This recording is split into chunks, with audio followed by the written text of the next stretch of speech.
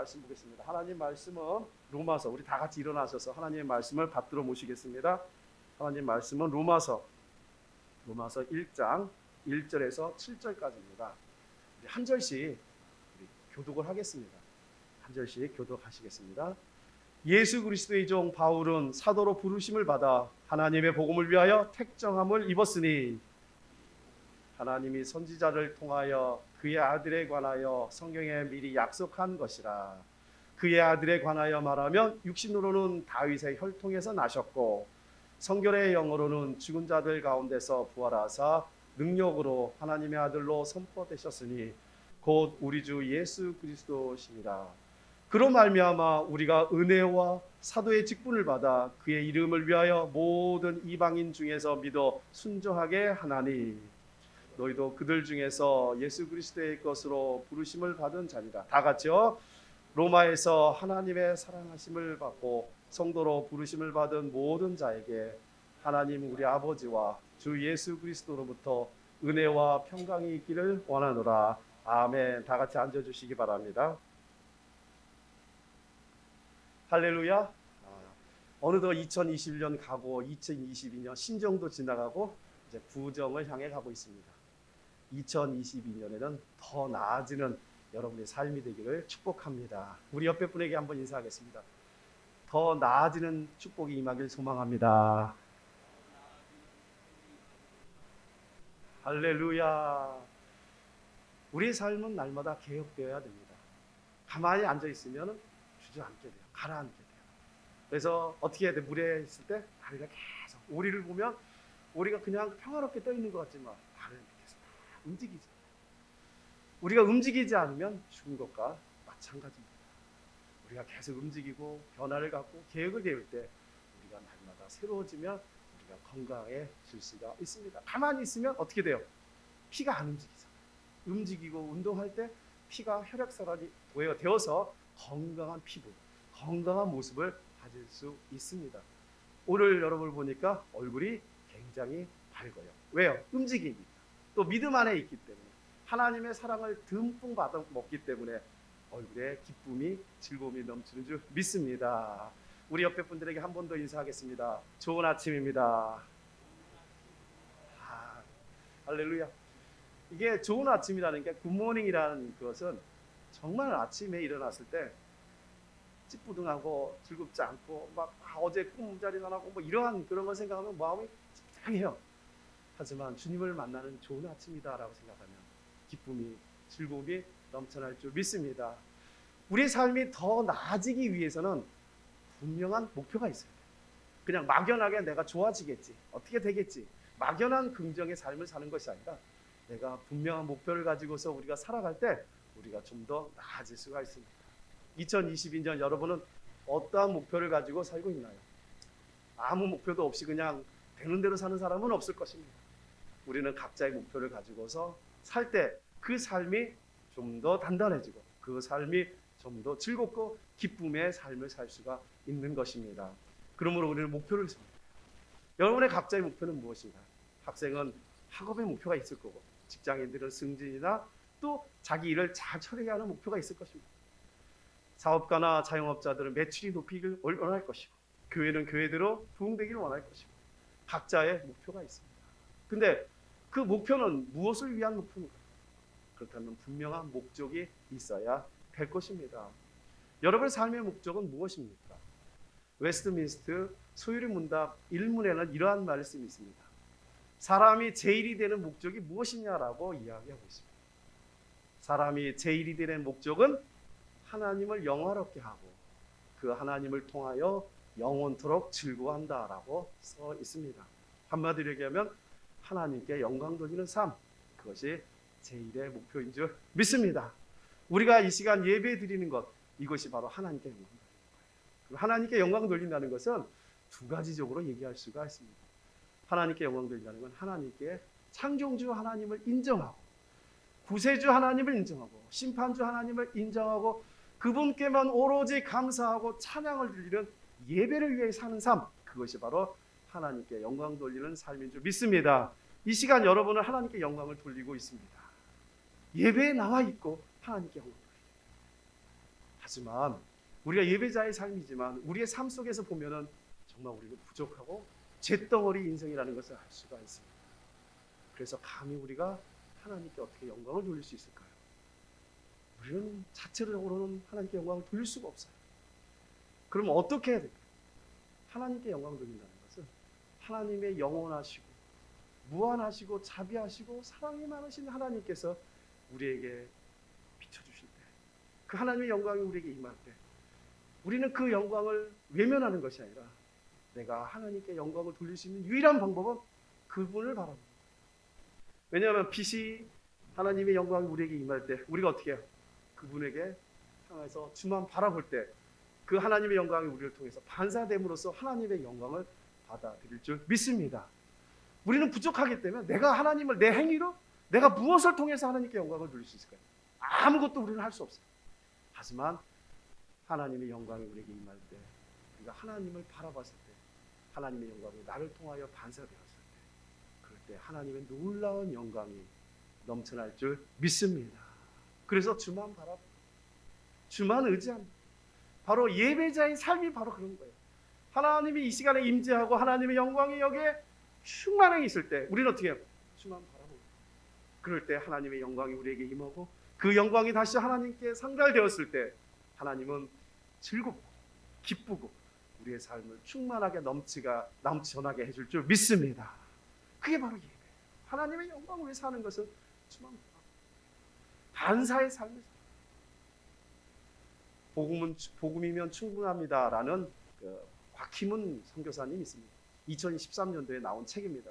2013년도에 저는 우연찮게 곽희문 선교사님이라는 분을 같이 만나서 대화할 기회가 있었습니다. 그분이 그런 간증을 하시더라고요. 복음이면 충분합니다. 케냐는 쓰레기통과 같은 그러한 곳에서 물도 없어가지고 그걸 먹고 식중독에 걸리고 많은 사람들이 죽고 그런 열악한 곳에 살고 있는 그분이 복음을 증거하기 시작했습니다. 자기는 하나님께 예배드리고 복음을 증거하는 삶이 하나님께 영광이 돌리는 삶이다라고 생각하고 복음을 증거했습니다. 복음은 바로 예수 그리스도 당신인 줄 믿습니다.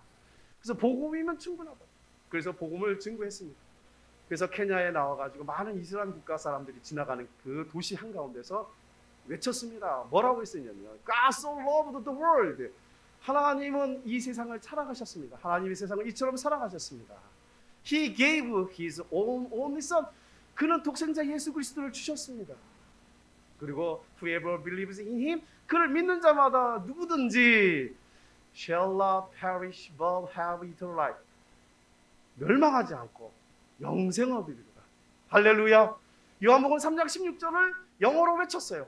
그때 한 처자가 이스라엘 처녀가 그걸 봤어요. 그래서 와서 얘기를 하는 거예요. 신앙에 대해서 물어보고.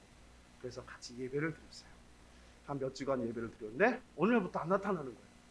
무슨 일인가 궁금했는데 한 달 후에 길거리에서 우연찮게 만났는데 그 처자의 귀가 잘려 있는 거예요. 예배를 드렸다고 또 하나님의 복음을 들었다는 이유로 그 형제들이 잡아가지고 이스라엘 율법에 의해서 귀를 잘라버렸어요.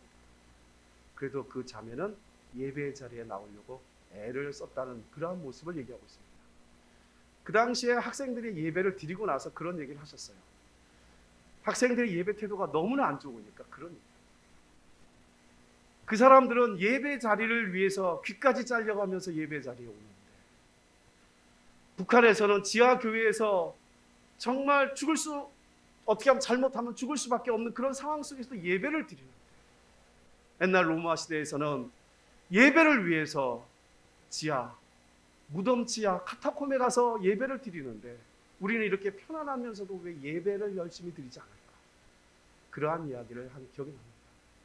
복음이면 충분할 텐데 복음 외에 다른 무언가가 있기 때문에 하나님만 바라보면 되는데 세상 바라보고 자기의 목적을 위해서 유익을 위해서 뭔가를 한다면 우리는 예배자로서의 삶이 사는 것은 아닙니다.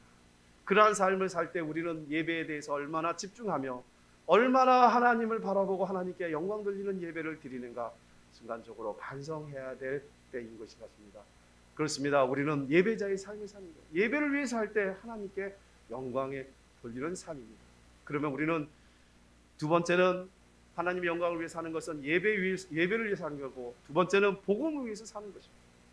복음을 전할 때 하나님께서 가장 기뻐해 주실 줄 믿습니다. 우리가 다음 주 우리가 10시 45분에 준비 찬양을 합니다. 근데 매주 우리가 찬양을 할 것입니다. 우리 전사님하고 그 얘기를 했는데, 예수 이름이 온 땅에, 할렐루야, 온 땅에 알려지고 잃어버린 영혼이 돌아올 때 하나님 기뻐 춤추시리. 할렐루야. 하나님께서 기뻐하시는 삶이기 때문에 영광을 받으실 뿐만 아니라 기뻐하시는 것, 그것이 복음 증거의 삶입니다. 그래서 우리가 복음 증거하기 위해서 우리가 날마다 생각하고 또 하나님께 영광 돌리기 위해서 우리가 계획하고 또 생각합니다. 이제 마음속에서 이제는 해도 되고 안 해도가 아니라 우리 마음속에서 오늘 이 시간 생각을 하세요. 내가 누구를 전도할 것인가? 그리고 그 전도할 대상을 위해서 내가 어떻게 기도할까? 그 영혼이 죽어간다고 생각하세요. 자기의 자녀들, 남편, 또 주변 사람들, 이웃들이 예수를 믿지 못하고 죽는다면 영원한 지옥에 갈 수밖에 없는 상황이라면 불쌍히 여기서 우리만 은혜 받고 우리만 기뻐 즐거움을 갖는 것이 아니라 우리의 이웃과 우리의 자녀들을 위해서 우리가 복음을 증거하는 우리 모두가 되기를 주님의 이름으로 축복합니다. 그럼 무엇을 복음을 전해야 될까요? 무슨 복음? 간단해요. 어떻게 해요? 돌아오라는 말씀을 전해줍니다. 제가 전도를 할 때 한 중이 있었습니다. 근데 그 중이 신사에 보고 있고 있었어요. 나 중인 줄 전혀 몰랐어요. 그래서 전도를 할 때 그분이 저러는 거예요. 제가 옛날에 안수 집사 출신이었는데 어떻게 해서 이제 멀어져서 중이 됐다는 거예요. 그래서 제가 그랬어요. 그래도 하나님이 기다리고 계십니다. 어서 돌아오세요. 근데 머리도 없는 머리를 가지고 극적극적하면서 지나가더라고요. 글쎄요 목사님, 그러면서 언젠가는 그 중이 돌아올 줄 믿습니다. 왜? 하나님 기다리고 계십니다. 복음은 뭐예요? 바로 하나님께 돌아오라고 얘기를 해주십니다. 하나님이 사랑하십니다. 하나님은 사랑이십니다. 어서 돌아오라고 우리가 알려주는 거예요. 세상에 취해서 마귀가 길을 자르고 이 길을 막고 있기 때문에 우리가 얘기를 해줘야 돼요. 그럴 때 복음을 듣고서 그 삶이 돌아올 때 우리는 열매 맺는 거고, 그 삶 또한 또 다른 삶의 열매를 맺게 돼요. 그러면서 예수님은 충분합니다 라는 믿음을 갖게 되며 살아가게 될 줄 믿습니다. 그래서 우리는 이제 하나님께 영광 드리는 삶이 예배의 삶, 복음을 위해서 사는 삶을 살아야 될 것입니다. 왜 복음을 위해서 살아야 될까요? 오늘 말씀의 제목이 복음을 위하여입니다. 왜 복음을 위하여 살아야 될까요? 첫 번째는 하나님의 영광을 위한 삶이기 때문입니다. 할렐루야. 두 번째는 마태복음 28장 20절의 말씀이 있습니다. 마태복음 28장은 지상 대명령장이라고도 이야기합니다. 그 목사고시 보기 전에 강도사 고시를 봅니다. 강도사 고시에 꼭 시험에 나오는 게 바로 마태복음 28장. 지상 대명령은 몇 장이 있습니까? 마태복음 28장. 그럼 정답이에요. 마태복음 28장 20절의 말씀 한번 보겠습니다. 마태복음 28장 20절 시작. 예수께서 나와 말씀하여 이르시되 내가 너에게 분부한 모든 것을 가르쳐 지키게 하라. 볼지어다 내가 세상 끝날까지 너희와 항상 함께 있으리라. 아멘. 가르쳐 지키게 하는 건 모든 민족을 제자로 삼으라는 것은 뭐야? 가서 복음을 증거하라는 거예요. 그리고 그 제자들 가르친 것을, 내가 너희들에게 가르친 것을 그 제자를 삼아 그들에게 가르쳐라. 그렇게 하나님께서 명령하고 계십니다. 우리가 왜 복음을 위해 살아가야 될까요? 첫 번째는 하나님의 영광을 위해서고, 두 번째는 하나님의 명령이기 때문에. 할렐루야. 예수님의 유언과 같은 지상에서 마지막에 남기신 말씀이기 때문에 우리는 그 말씀을 따라 진행하는 것입니다. 명령이기 때문에 우리는 복음을 위해 사는 삶을 살아야 될 것입니다. 그것이 하나님께서 기뻐하시는 삶인 것입니다. 그 명령을 지키지 않으면 어떻게 될까요? 고린도전서 9장 16절의 말씀드리겠습니다. 고린도전서 시작. 내가 복음을 전할지라도 자랑할 것이 없으면 내가 부득불할 일입니다. 만일 복음을 전하지 아니하면 내게 화가 있을 것입니다. 복음을 전하지 않으면 화가 있다고 사도 바울은 고백하고 있어요. 내가 구원을 받았으니까. 사도 바울은 어떻습니까? 다메섹 도상에서 거꾸로져 예수를 만나고 거꾸로졌습니다. 그 변화된 삶을 살았습니다. 그리고 이제 앞으로의 삶은 내가 사명자로서 복음을 위해 사는 삶으로서 마음속에 깊이 새기고 나가는 거예요. 복음 전하는 사명자가 복음을 전하지 않으면 화가 난다고 했습니다. 꼭 그래서가 아니라도 우리는 복음을 전하는 여러분이 되기를 주님의 이름으로 축복합니다. 복음을 위해서. 그리고 왜 우리는 복음을 위해 살아야 될까요? 우리가 믿는 자에게 구원을 주시는 하나님이기 때문에 그렇습니다. 복음을 듣지 않고서는 우리가 구원을 받을 수가 없었어요. 우리가 이곳에 있었던 것은 부모를 통해서 모태신앙이 됐던 누군가에 의해서 복음을 전해드렸기 때문에 이곳에 와서 우리가 예배를 드릴 수 있는 거예요. 주님을 만나고 기쁘고 즐거워할 수 있는 거예요. 복음을 들었기 때문에 그래요. 그럼 이제는 누군가에게 우리도 복음을 증거하는 삶을 살아야 될 것입니다. 그것이 믿는 자에게 구원을 주시기 때문에 그렇습니다. 구원은요, 회개하고 믿고 행하는 자에게 구원이 따릅니다. 구원은 두렵고 떨림으로 구원을 이루어 나가야 될 것입니다. 그럼 믿음의 행함은 증거를 잡고 되고 우리가 증거하는 것이고 나의 주인 되심을 보여주시는 거고 나의 증거 되심, 주인 되심을 우리가 보여드리는 거예요. 우리의 주인은 주님이신 줄 믿습니다. 그 믿는 자가 해야 될 일. 구원을 주시기 때문에 그렇습니다. 우리 마가복음 16장의 말씀 보겠습니다. 시작. 또 이르시되 너희는 온 천하에 다니며 만민에게 복음을 전파하라. 믿고 세례를 받는 사람은 구원을 얻을 것이요 믿지 않는 사람은 정죄를 받으리라. 아멘. 그렇습니다. 믿고 세례를 받는 사람은 구원을 얻습니다. 근데 믿지 않는 사람은 정죄를 받는 것. 정죄받는 건 지옥불에 떨어진다는 것입니다. 그 영혼 한 영혼에도 불쌍히 우리가 여기는 마음으로 살아요. 그동안 나 위에 나 혼자 만족스럽게 살았다면 2022년은 이제 죽어가는 영혼들을 위해서 우리가 그들에게 복음을 전하며 그분들을 위해서 이웃사랑을 하는 실천하는 우리 모두가 되기를 소망합니다. 그래서 사도 바울은 얘기합니다. 로마서에서 뭐라고 얘기하냐. 시작. 내가 복음을 부끄러워하지 않으니 이 복음은 모든 믿는 자에게 구원을 주시는 하나님의 능력이 됩니다. 먼저는 유대인에게요 그리고 헬라인에게다. 아멘. 복음은 모든 믿는 자에게 구원을 주시는 하나님의 능력이 됩니다. 할렐루야. 하나님의 능력을 맛보려면 뭐 해야 됩니까? 복음을 증거합니다. 복음을 증거하는 곳에 하나님의 능력이 우리의 삶 가운데 넘쳐나게 일어납니다. 그러므로 우리는 복음을 증거하는 삶을 살아가야 됩니다. 우리는 복음을 전하는 일에 부끄러워해서는 안 됩니다. 게을리해서도 또한 아니 될 것입니다. 우리가 받은 사명, 우리가 받은 구원, 우리가 받은 그 축복을 우리만 가지고 있는 것이 아니라 만민에게 전하고 그 만민에게 전함으로써 내 마음속에 가슴에 불이 타는 이것을 열정들을 복음의 열정들을 우리가 외칠 때 세상 사람들이 그것을 보고서 주님 전에 다시 돌아와서 하나님께 예배드리고 그의 삶이 변화되어서 또 다른 전도자가 되어서 하나님의 나라가 확장되며 하나님의 나라가 통치 속에서 우리가 살게 되는 그러한 삶을 꿈꾸며 우리가 나가야 될 것이 우리의 사명인 줄 믿습니다. 그러므로 우리는 그리스도의 향기입니다. 복음의 나팔입니다. 그리고 그리스도의 편지인 것입니다. 그래서 우리는 우리의 모습을 가지고 세상에 나아가 복음 증거하는 삶을 살 때 하나님께서 기뻐하십니다. 우리는 하나님의 형상을 받고 살았습니다. 그리고 그 형상대로 우리의 모습을 우리 세상 사람들에게 알려줄 때 복음을 전할 때 그 복음을 들을 때 그들이 하나님의 음성을 듣고서 주님 전에 나와 회개하고 통회하여 하나님의 영광을 위해 사는 그들이 되어야 될 줄 믿습니다. 그러므로 마가복음 야고보서 1장 15절에 이러한 말씀이 있습니다. 시작. 야고보서 1장 15절에 마가복음이네. 시작. 이르시되 때가 찼고 하나님의 나라가 가까이 왔으니 회개하고 복음을 믿으라 하시니라. 아멘. 때가 찼다는 것은 뭘까요? 하나님의 나라가 말세라는 것입니다. 말세에 가까워질 때 뭐 하라고요? 회개하고 복음을 믿으라. 먼저 우리가 회개하고 복음을 믿고 그리고 우리가 세상에 나아가 복음을 증거하는 삶을 살아야 될 것입니다. 시편 71편 15절의 말씀 드리겠습니다. 시작. 내가 측량할 수 없는 주의 공의와 구원을 내 입으로 종일 전하리라. 할렐루야. 공의와 구원을 내 입으로 종일 전하리라. 종일이라는 것은 뭐예요? 24시간이라는 거예요.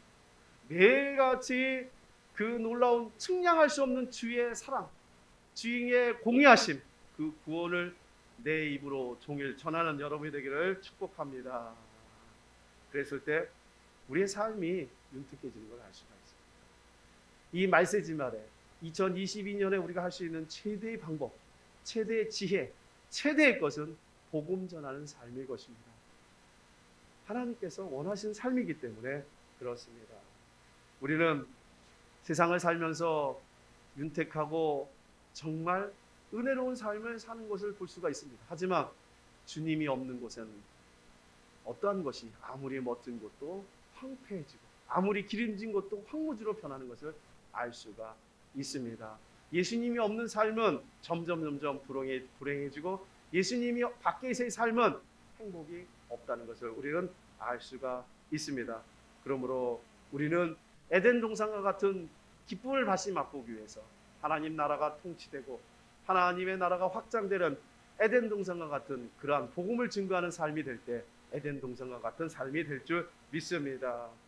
그러면 이제 복음을 위해서 우리가 살았다면 복음을 위해서 우리는 어떠한 삶의 자세를 가져야 될까요?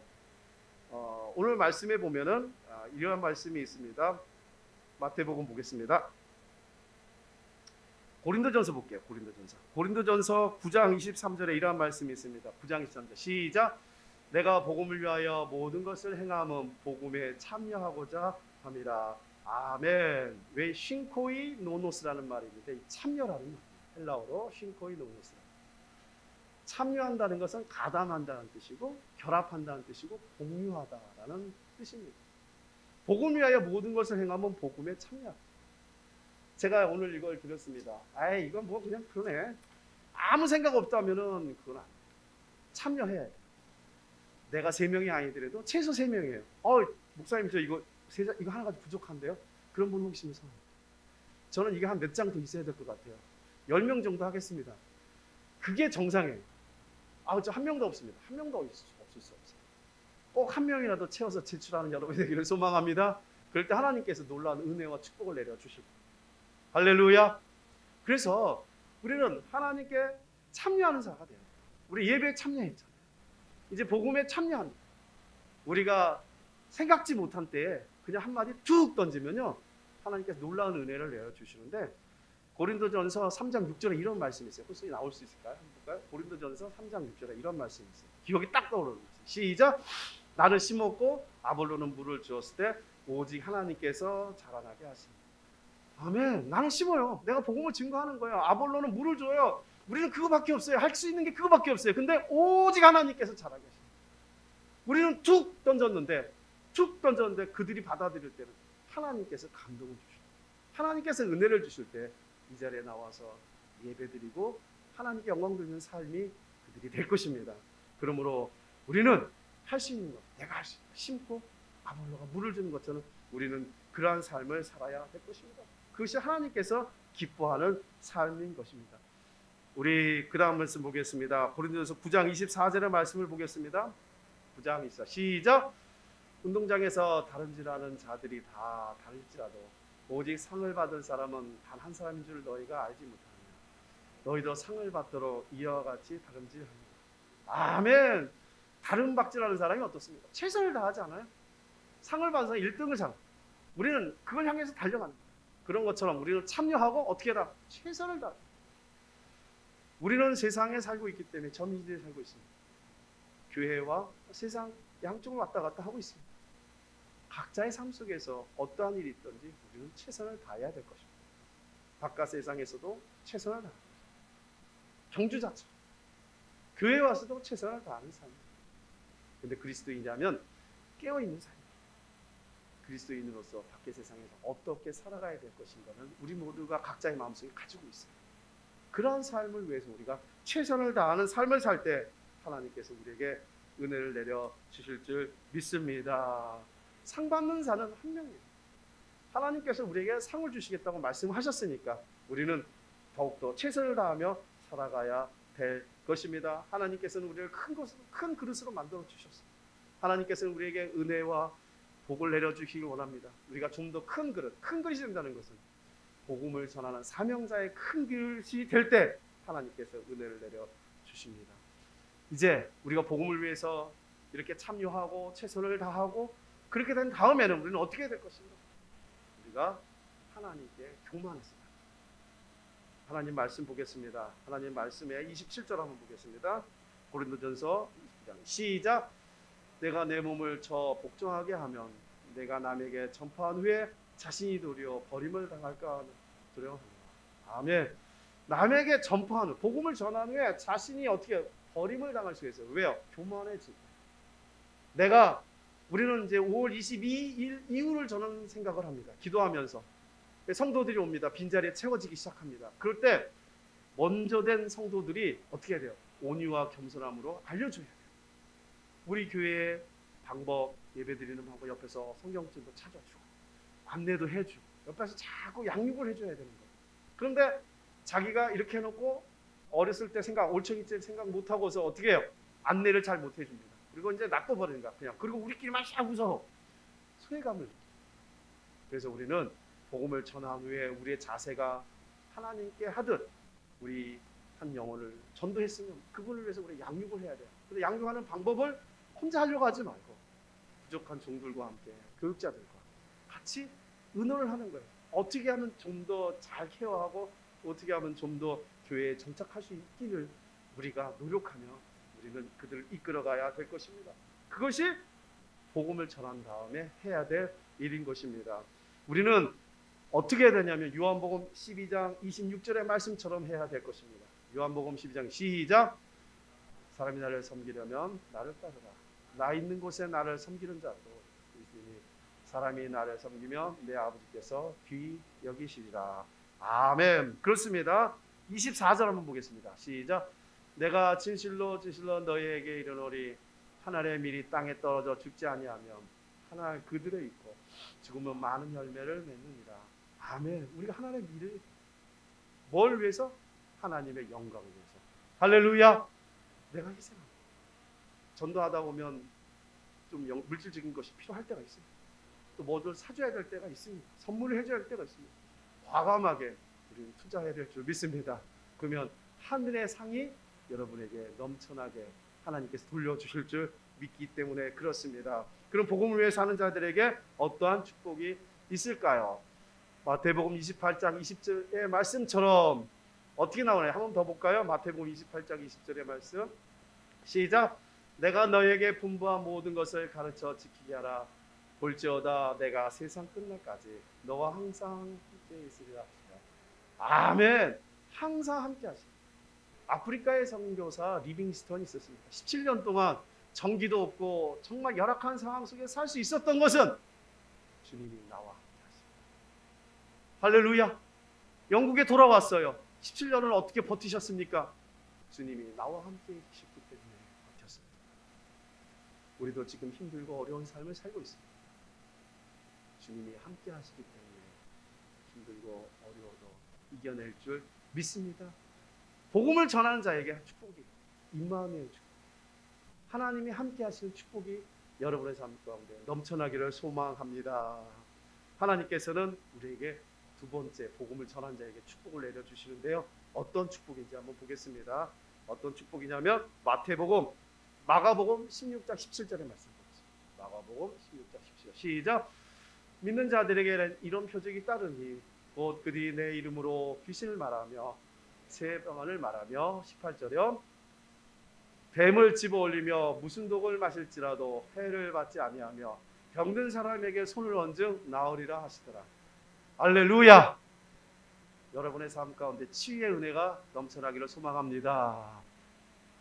빌립이 사마리아에 가서 전도를 하나님의 복음을 전하는 곳에 거기에 놀라운 기적과 이적이 일어나는데요. 병든 자가 일어납니다. 눈먼 자가 눈을 뜹니다. 앉은 뱅이가 일어납니다. 할렐루야. 그냥 성경 속에서 그러한 것이 관념적으로 믿는 것이 아니라 우리의 삶 가운데, 여러분의 삶 가운데 이러한 치유의 역사가 넘쳐나기를 소망합니다. 우리가 믿는 사람 믿지 않는 것이 있어요. 예수님을 믿는다고 해서 예수님을 제대로 안 믿어요. 영생을 믿지 않아요. 그리고 기도의 능력을 믿지 않아요.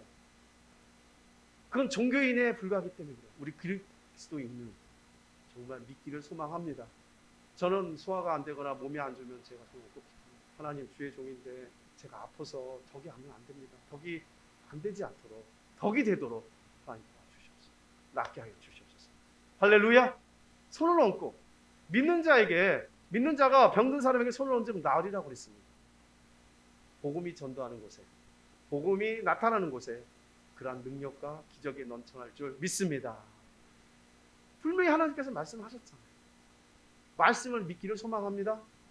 말씀을 믿는 그 말씀대로 믿고 우리는 나아갈 때 하나님께서 은혜를 내려주십니다. 빌립보서 3장 14절의 말씀을 보겠습니다. 시작.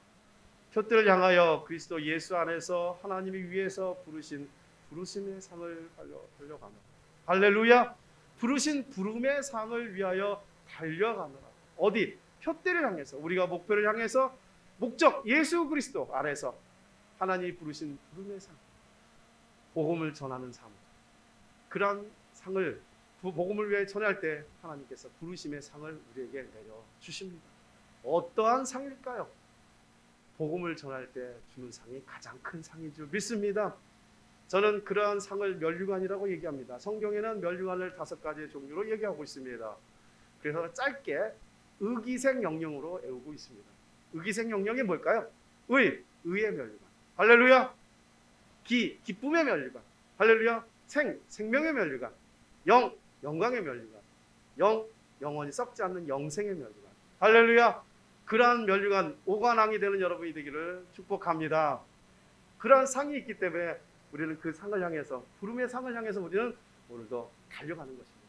그냥 막연하게 내가 복음을 전해야지가 아니라 정말로 구체적으로 내가 한 영혼이라도 이 땅에 살면서 한 영혼이라도 구원받는다면, 구원시킨다면, 내가 시키는 게 아니라 내가 그에 전한다면 하늘의 상이 놀라운 상이 될 줄 믿습니다. 복음을 증거하다가요, 때로는 핍박을 받을 때도 있습니다. 저는 어느 집회에서 한 전도자의 간증을 들은 적이 있습니다. 너무나 가슴이 찡했어요. 전도를 하는데 기차 안에, 전철 안에서 예수 믿고 구원 받으세요, 예수 믿고 구원 받으세요 이렇게 외치는데 한 조폭 깍두기 아저씨가 딱 와가지고 너 뭐야 자식아 하면서 뺨을 때리고 빵 맞아가지고 저기서 나장가 뒹굴어지면서 막 눈물을 흘렸대요. 그래서 아파서 울었냐고 물어보니 아파서 운 게 아니라 내가 예수 그리스도를 증거하다가 핍박을 받은 것이 감사하다는 거예요. 할렐루야. 마태복음 5장 10절에는 이런 말씀이 있습니다. 한번 볼 수 있을까요? 마태복음 5장 10절 시작. 의를 위하여 박해를 받는 자는 복이 있나니 천국이 그들의 것입니다. 그럼 5장 12절에 한 말씀 볼까요? 5장 12절 시작. 기뻐하고 즐거워라. 하늘에서 너희의 상이 큼이라. 너희 전에 있던 선지자들도 이같이 박해를 받습니다. 할렐루야. 복음을 위해서 내가 헌신하고 내 물질 쓰고 내가 박해를 받을 때 기뻐하고 즐거워라. 하늘의 상이 큼이라. 하늘의 상이 큼이라. 할렐루야. 2차 세계대전을 전쟁을 이끌었던 처칠 경과 영국 여왕이 전쟁이 끝난 다음에 병렬식을 합니다. 우리 남자들은 잘 알 거예요. 병렬이 뭔지. 그러면 이제 위에 호관 대작들이 단상에 앉아 있습니다. 그리고 군인들이 행진을 합니다. 그러면서 우로바 그러면 그 단상에서 충성 그러면서 이렇게 합니다. 우리 이상희 주사님이 제일 끄떡거리시는데 군대 갔다 오셨으니까 아실 거예요. 이러고 갑니다. 그래서 모두가 다 즐거운 마음으로 병렬식을 합니다. 근데 갑자기 여왕이 벌떡 일어납니다. 그리고 그분들을 위해서 가슴을 얹고 존경의 표시를 합니다. 그분들이 누구였을까요? 그분들은 걸어올 수가 제대로 없었습니다. 휠체어에 타고 오신 분, 팔이 부러져가지고 하늘 붕대 무거운 손, 다리를 목발 잡고 쫄룩쫄룩 하시면서 오는 상위군인들이었습니다. 전쟁을 위해서 자기의 목숨을 초계와 같이 던지며 부상 입은 부상자들이었습니다. 그때 그 여왕은 엘리자베스 여왕은 벌떡 일어나서 그들에게 정말로 순정의 표시를 했던 것입니다. 그렇습니다. 우리가 이 땅에서 나 혼자 잘 먹고 잘 살고 끝났다면 하늘나라에 가서도 큰 상이 없을 거예요. 하지만 이 땅에서 힘들고 어렵게 우리가 피투성이가 되도록 살아서 하늘나라에 간다면 예수 그리스도께서 보좌에서 벌떡 일어나서 우리를 안아주실 줄 믿습니다. 우리가 마귀에게 얻어 터지고 우리의 삶 가운데, 우리의 환경 가운데, 어려운 삶을 산 가운데서도 이겨낸 우리의 모습을 주님께서 기뻐하시고 한 영혼이 돌아오게 할 때 하나님 기뻐 춤추시리 라는 그 찬양처럼 하나님은 우리를, 예수 그리스도께서는 그 높은 보좌에서 우리를 다시 안아주실 줄 믿습니다. 그게 복음을 위한 것이고 하나님께 영광 돌리는 삶이고 그게 축복의 원천입니다. 저는 여러분에게 그러한 축복이 받는 놀라운 모두가 되기를 주님의 이름으로 축원합니다. 기도드리겠습니다. 고마우신 하나님 아버지, 감사합니다. 저희들을 사랑하여 주셔서 하나님의 자녀로 택하여 주시고, 그뿐만 아니라 하나님께서 은혜를 주셔서 우리의 삶을 연장시켜 주시고 늘 지켜주심을 감사합니다. 이제 하나님의 은혜에 감사하여 보답하는 마음으로 복음을 증거하는 증거자가 되게 해주심을 감사합니다. 사명자로 세워주심을 감사합니다. 이제 사명자로서의 삶을 살 수 있도록 주님 축복하여 주시옵소서. 은혜를 내려 주시옵소서. 이제는 예배를 위해 사는 삶이 되게 하여 주시옵소서. 이제는 복음을 위해서 사는 삶이 되게 하여 주시옵소서. 하나님, 저희들의 삶 주님께 드리오니 주님 받아 주시옵소서. 예수님의 이름으로 기도드리옵나이다. 아멘. 찬양 드리시겠습니다. 찬양 500장입니다. 찬양 500장.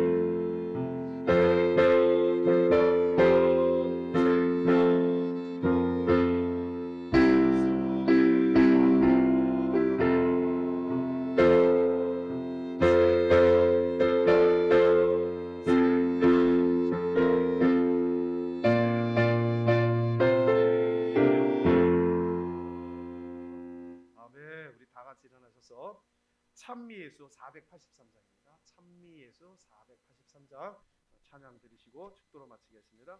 주만 바라봅시다. 하나님께 영광 돌리는 삶은 주만 바라봅시다.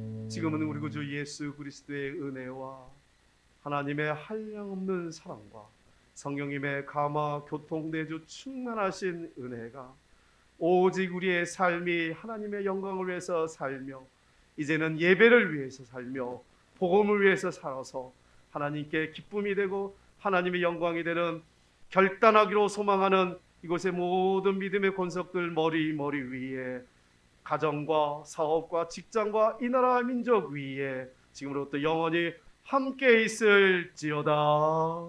아멘.